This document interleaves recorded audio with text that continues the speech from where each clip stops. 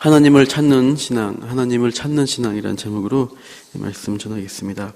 오늘 본문 보시면 앞뒤로 연결된 구조를 가지고 있습니다. 1절에서 3절 보시면 아모스 선지자가 이스라엘 향한 애가를 부르고 있습니다. 그리고 16절, 17절 두 절도 보시면 거기도 이스라엘 모든 사람이 부르는 애가에 대해서 이렇게 슬프다 하는 애가가 나오고 있습니다. 애가라는 말은 슬프다, 슬퍼한 노래입니다. 정확하게 말하면 장례식에서 부르는 장송곡을 의미합니다. 요즘 우리가 듣기 힘들지만 예전에 우리 상여꾼들이 이렇게 상여 지고 갈 때 부른 노래가 있습니다. 아이고 아이고 이제 가면 언제 오나 이렇게 부른 상여 소리입니다. 초창기 외국인들이 한국에 이제 방문했을 때 이제 한국 사람들이 영어를 하는 걸 보고 놀랬답니다. 이 상여 소리 듣고 아이고 아이고 이게 나는 간다 라는 영어로 뜻이에요. 그래서 아니 그 죽은 사람들 저 세상 간 사람들 춤하면서 나는 간다 노래하니까 영어로 하는 건 줄 알고 놀랬다고 합니다. 근데 이제 아모스 선지자가 그렇게 아이고 아이고 노래를 이스라엘 앞에 부르고 있는 것이에요. 그런데 이 장례식 노래를 부르는데 산 사람 앞에 부른다고 생각해 보십시오. 앞에 살아있는 사람이 있는데 그 사람 죽었구나 이렇게 노래를 하는 것입니다. 아모스 선지자는 이 이스라엘이 아직 죽진 않았어요. 멸망하지 않았어요. 그러나 이스라엘 앞에 죽었다라고 장송곡을 부르고 있습니다. 2절 3절에서 그 의미를 그 내용을 이제 말씀하고 있어요. 우리 2절 3절 한번 읽어보겠습니다. 시작. 처녀 이스라엘이 엎드러 졌으며 다시 일어나지 못하리로다. 자기 땅에 던지우며 일으킬 자 없으리로다. 주 여호와께서 이같이 말씀하시되 이스라엘 중에서 1000명이 행군에 나가던 성읍에는 100명만 남고 100명이 행군에 나가던 성읍에는 10명만 남으리라 하셨느니라. 이스라엘에 대해서 처녀와 같다라고 묘사를 하고 있습니다. 근데 그 처녀가 죽었는데 어떻게 죽느냐? 침략자에게 온갖 추행을 다 당하고 버림받아서 죽어버린 처녀 같다. 고대 이스라엘 사회에서는 아이를 낳지 못하고 죽는 이게 자손을 남기지 못하고 죽는 것을 가장 큰 수치로 여겼습니다. 그렇게 자녀를 남기지 못한 젊은 여자로 비명 행사하는 그런 처지에 이스라엘이 놓여 있다라고 아모스 선지자가 선포하고 있습니다. 이제 이스라엘은 어떻게 될 것인가? 앞으로 큰 전쟁이 닥칠 것이다. 근데 그 전쟁의 결과는 무엇이냐? 1000명이 나가던 성읍에는 100명만 남고 100명이 나가던 성읍에는 10명밖에 남지 못하는 그러한 어떤 처참한 패배를 경험할 것이다. 90% 이상 다 죽을 것이다라고 그것을 이제 말하고 있습니다. 현재 아모스가 활동하고 있는 시대 그리고 장소는 북이스라엘 여로보암 2세 시대입니다. 예전에 이제 호세아 때도 말씀드렸던 것 같아요. 북이스라엘이 가장 번창한 시대가 이 여로보암 2세 시대입니다. 솔로몬 이후에 북이스라엘이 분열을 해서 그때는 여로보암 1세가 이제 이스라엘을 시작합니다. 그러나 내부적으로는 정통성 문제가 더 걸리게 되고요. 외부적으로는 북쪽에 아람이라는 나라가 있어서 나라가 발전하기가 힘든 상태에 있었습니다. 그래서 이제 계속 혼란과 어려움을 겪고 있다가 여로보암 2세 왕 시대에 이 어떤 정세적인 변화가 있습니다. 바로 그 아수르라는 나라가 이렇게 제국을 이루며 커지게 됩니다. 그 아수르가 먼저 이스라엘 북쪽의 아람이라는 나라를 치게 됩니다. 그래서 그 나라가 이제 완전히 쇠퇴하게 되죠. 그리고 아수르도 잠시 쇠퇴기를 겪어요. 그러니까 이제 누가 어부지리를 얻습니까? 이스라엘이 내외적으로 이제 문제가 없는 것입니다. 그래서 그 나라 이스라엘의 확장이 일어나게 돼요. 그래서 이제 영토가 여로보암 2세에 솔로몬 시대 같이 국경처럼 커진 나라가 되고요. 물질적 경제적 부가 온 나라에 이렇게 쌓이게 됩니다. 이 백성들은 이 부와 이 안정, 여가를 누리면서 하나님 우리에게 복을 주시는 게 확실해 하면서 이제 또 종교적인 예배와 제사를 열심히 드리게 되죠. 그 대표적인 예배 장소들이 베델과 길갈, 브엘세바라는 도시입니다. 5절에 보시면 한번 5절 읽어볼까요? 5절 시작. 베델을 찾지 말며 길갈로 들어가지 말며 브엘세바로도 나가지 말라. 길갈은 반드시 사로잡히겠고 베델은 비참하게 될 것임이라 하셨나니. 경고의 도시로 세 가지가 나오고 있습니다. 베델에는 뭐가 있느냐? 종교의 도시입니다. 북이스라엘이 세워질 때 그곳에 여로보암 1세 왕이 정통성을 위해서 예루살렘에서 예배드리지 말고 여기서 예배드리라 그래서 거기다 금송아지를 만듭니다. 그 금송아지가 너희를 인도하는 하나님이다. 그렇게 해서 예배드리도록 했습니다. 길갈이라는 도시는 여호수아가 그 요단강을 건너서 여리고로 쳐들어가기 전에 가장 먼저 진쳤던 가나안의 땅입니다.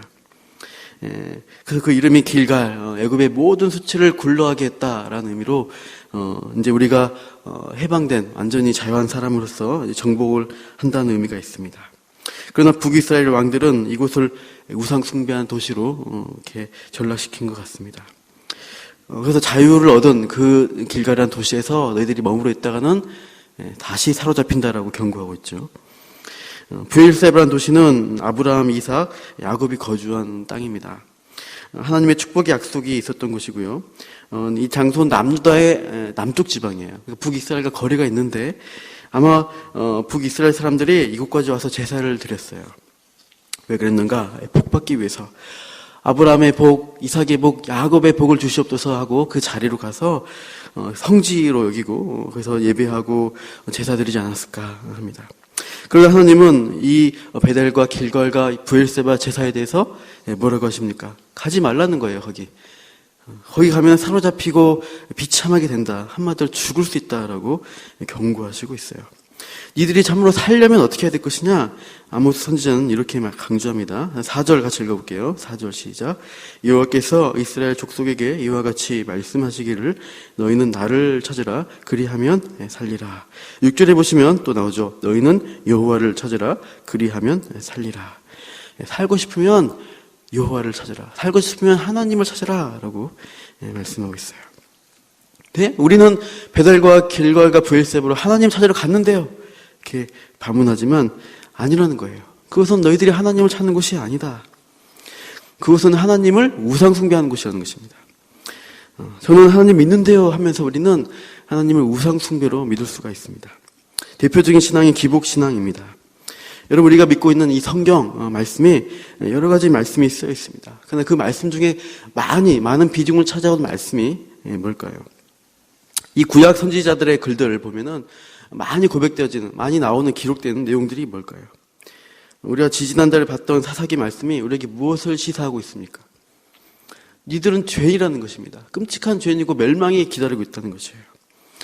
죄 가운데 그대로 살면 파멸과 수치뿐이다. 너희들의 죄에 실체를 제대로 파악하라라고 경고하신 말씀이 굉장히 많이 나옵니다. 그러나 기복신앙은 이런 죄에 대한 경고의 말씀을 쏙 빼버립니다.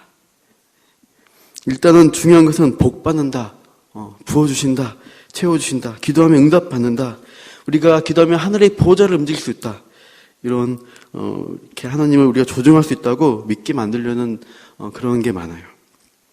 이 기복신앙 때문에 한국 교회가 무너지고 한국 교회가 세속화되고 물질주의 노예가 되지 않는가 생각이 듭니다. 언론에 들리는 교회에 대한 안 좋은 소문들은 돈 문제나 이런 권력의 다툼이 대다수 그 원인입니다.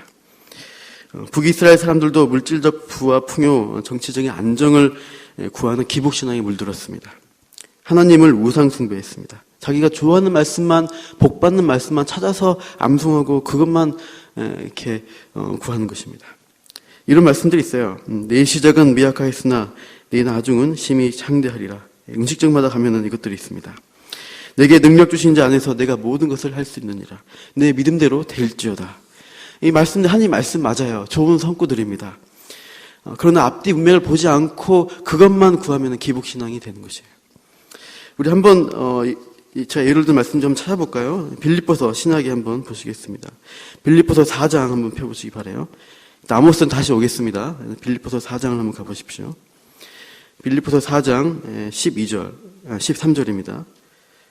신약성경 빌립보서 4장 13절입니다. 아까 제가 읽었던 내게 능력 주신 자 안에서 내가 모든 것을 할 수 있느니라 말씀이 분명히 있습니다. 그러나 문맥을 보십시오. 우리 4장 11절, 12절을 읽어볼까요? 그 앞에 빌립보서 4장 11, 12절 시작.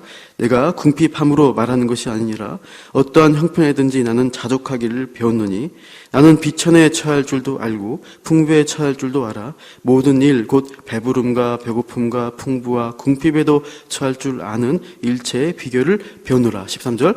내게 능력 주신 자 안에서 내가 모든 것을 할 수 있느니라. 예, 이게 내가 마음대로 내가 하고 싶은데 다 할 수 있다. 능력을 휘둘 수 있다. 그것입니까? 사도 바울은 하나님께서 어려움에 처할 때도 있었고 또 궁핍반에 두실 때도 있었는데 그때 자족하는 걸 배웠고 하나님 안에서 만족을 찾았다라고 고백하는 거예요. 견디는 능력을 얻었다라고 고백하는 거예요. 내가 복음을 위해서는 어떤 일도 당할 수 있다. 어떤 일도 감수할 수 있다는 신앙 고백입니다. 이것을 내 욕망으로 내가 마음대로 할 수 있다는 그 말씀으로 이용한다면 하나님을 우상 숭배하는 신앙이 되는 것이에요. 참, 이 한국 교회 그렇게 말씀 한 구절, 내가 좋아하는 말씀만 딱 떼놓고 그 복을 구하는 것으로만 보는 경우가 얼마나 많은지 모르겠습니다. 우리가 아모스 선지자를 보고 있는데요. 선지자들은 회복과 소망의 메시지가 분명히 있습니다. 절망과 멸망만 말하는 것이 아닙니다. 그러나 이 회복의 메시지는 전제가 있는데 항상 심판과 죄에 대한 지적, 그 메시지 다음에 나타나게 되어 있어요. 아모스서 한번 살펴보십시오. 1장부터 보시면 각 나라 도시에 대한 죄와 심판을 선포하고 있습니다. 사마리아 이스라엘 죄악상에 대한 고발이 낱낱이 나타나고 있어요. 그런 다음에 마지막 장 가시면 9장에 가시면 11절부터 15절까지 그 부분의 회복에 대한 마지막 메시지로 마무리하고 있어요. 그래서 무너진 장막을 일으키실 것이다. 성벽을 쌓을 것이다. 열매를 먹게 될 것이다. 라는 회복이 마지막에 나옵니다. 그러니까 우리가 하나님을 찾을 때 어떻게 찾아야 되는가? 우리가 암시를 주고 있어요. 우리가 14절을, 본문의 14절을 같이 읽어보겠습니다. 14절 시작. 너희는 살려면 선을 구하고 악을 구하지 말지어다. 만군의 하나님 여호와께서 너희의 말과 같이 너희와 함께 하시리라. 살려면 어떻게 하나님 찾아야 되냐? 선을 구하고 악을 구하지 말라. 선과 정의를 구하는 삶, 그러한 신앙생활을 해야지 제대로 우리가 생명을 건지는 된다는 것을 말씀합니다. 하나님을 찾지만 실제로는 악을 구했던 이스라엘 백성을 책망하는 것이에요. 그 이스라엘의 모습이 오늘 본문의 7절에서 13절에 이렇게 고발이 되고 있습니다. 이들이 어떻게 살았는가? 하나님 고백하고 있지만 7절 보시면 정의가 주어진 사회라면 달콤한 사회가 되어야 되는데 쓴 쑥과 같은 쓰디쓴 사회로 만들어 버렸습니다. 11절 보시면 힘 없는 자를 밟아버립니다. 그리고 부당한 세를 거두면서 가난한 소작농을 착취하는 것입니다. 12절을 보시면 허물과 죄악이 많다고 하는데 이들이 의인을 학대하는 죄, 뇌물을 받는 죄, 또 성문에서 재판을 열어서 억울한 판결을 풀어줘야 되는데 오히려 가난한 자를 억압하는, 억울하게 하는 재판을 하고 있는 것입니다. 북이스라엘의 북이는 무엇이었냐? 결국 사회 악으로 가난한 자를 착취하고 공의를 무너뜨리면서 이루은 북이 영화였다는 것이에요. 지금 우리나라 세상에 보면 돈에 대해서 좀 미쳐간 세상입니다. 돌았습니다. 자본주의가 무조건 나쁘다는 것은 아니에요. 그렇다고 해서 또 공산주의, 그것도 더 나쁜 거죠. 공산주의는 제도는 성경적입니다. 안에 공산, 서로 평등하게 살자. 그러나 그 하나님 자리를 빼버리고 제도, 공산당이 들어갔기 때문에 우상숭배가 되었습니다. 우리가 누리고 있는 자유민주주의, 자본주의 사회 또한 여전히 인간의 악이 득세하기 때문에 결국 변질되고 있어요. 지금 우리가 살고 있는 세상이 점점 이제 빈익빈, 부익부 이런 식으로 가면서 서로 이제 대립과 갈등이 심해지고 있습니다. 좀 걱정이 됩니다. 세상 가는 거 보니까요. 성경은 세상이 그렇다라고 얘기합니다. 너희들가 사는 세상이 계속 악해질 것이다. 우리의 실체를 성경이 고발하고 있습니다. 사탄의 역사가 있기 때문입니다. 최종적으로 심판이 주어지기 전까지는 사탄의 악한 활동이 허용되고 있습니다.